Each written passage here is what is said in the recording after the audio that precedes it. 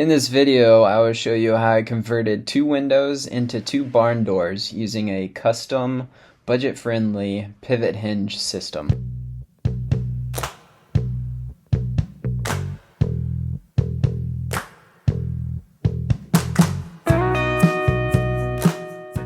I start out by drilling a hole and hammering a steel rod into that hole. The steel plate is there to hold the weight of the door and also allow the door to move freely.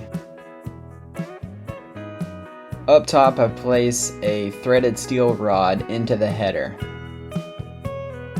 My wife found these windows for free on Marketplace and they had the aluminum frame already on there. So what I did was screw 2x2s into that aluminum frame.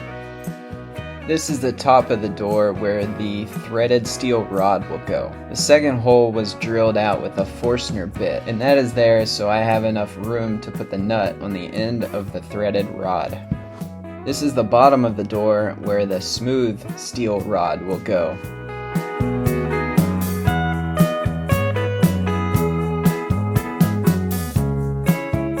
When installing the door, I place the bottom on the steel rod first. Then I can get the door in position and thread the threaded rod down through the top. This took a few times to sand down the edges and get the fit just right. As you can see, I had to pick the door up to get it closed. In order to fix that, I'm going to add a shim next to the threaded rod.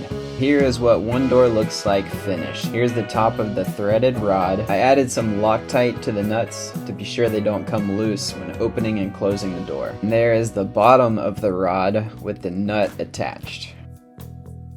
Now I do the same thing for the other side.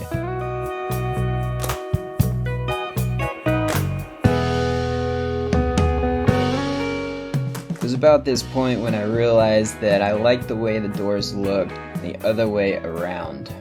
So in order to put my mind at ease, I switched them.